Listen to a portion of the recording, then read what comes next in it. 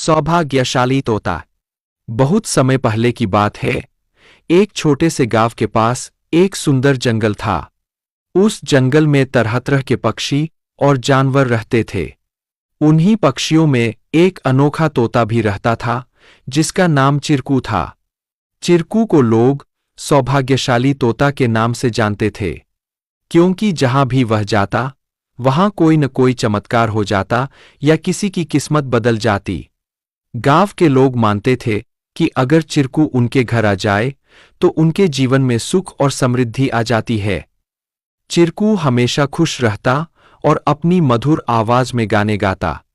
लोग उसे फल और अनाज खिलाते और उसकी भलाई की कामना करते थे। चिरकू भी गांव के लोगों से बहुत प्यार करता था और जहां भी जाता खुशियां बांटता। एक दिन गांव में एक गरीब किसान, जिसका नाम रघु था, बहुत परेशान था। उसकी फसलें बर्बाद हो गई थीं और उसके पास खाने को भी कुछ नहीं था। वह दिन रात मेहनत करता, लेकिन किस्मत उसका साथ नहीं दे रही थी। एक दिन रघु ने गांव के लोगों से चिरकू के बारे में सुना और सोचा कि शायद यह सौभाग्यशाली तोता उसकी भी मदद कर सकता है। रघु ने तय किया कि वह चिरकू से मिलकर अपनी किस्मत बदलने की विनती करेगा।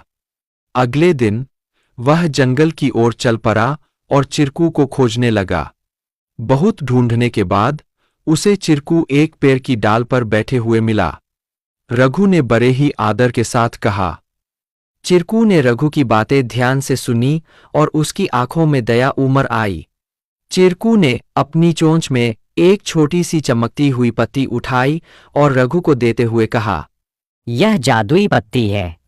इसे अपनी जेब में रख लो और जब तुम अपने खेत में काम करने जाओ तो यह पत्ती तुम्हारी किस्मत बदल देगी। रघु ने धन्यवाद कहा और वह पत्ती लेकर अपने घर लौट आया। अगले दिन वह अपने खेत में काम करने के लिए गया। जैसे ही उसने खेत में जुताई शुरू की, अचानक से बारिश होने लगी। उसकी सूखी जमीन हरी भरी हो गई और थोड़े ही समय में उसकी फसलें लहलहा उठीं। रघु की मेहनत सफल हुई और उसकी किस्मत सच में बदल गई। अब रघु के पास भरपूर अनाज था और वह फिर से खुशहाल जीवन जीने लगा। उसने गांव के लोगों को चिरकू की बुद्धिमानी और उसके द्वारा दी गई जादुई पत्ती के बारे में बताया। सभी लोग चिरकू की प्रशंसा करने लगे और उसे और भी अधिक प्यार देने लगे। लेकिन चिरकू ने रघु को एक बात कही थी, याद रखना, यह पत्ती सिर्फ तुम्हारी मेहनत का साथ देगी। अगर तुम मेहनत करना छोड़ दोगे तो यह भी अपना जादू खो देगी। रघु ने चिरकू की बात समझ ली और कड़ी मेहनत जारी रखी। धीरे धीरे उसकी स्थिति पहले से बहुत बेहतर हो गई। वह गांव के सबसे सफल किसानों में से एक बन गया, लेकिन उसने कभी यह नहीं भूला कि उसकी सफलता में चिरकू और उसकी मेहनत का कितना बड़ा हाथ था। कहानी से सीख। इस कहानी से हमें यह सीख मिलती है कि किस्मत भी उन्हीं का साथ देती है जो खुद मेहनत करते हैं। सौभाग्य और अवसर तभी काम आते हैं जब हम अपने प्रयासों से उन्हें सही दिशा देते हैं। Please like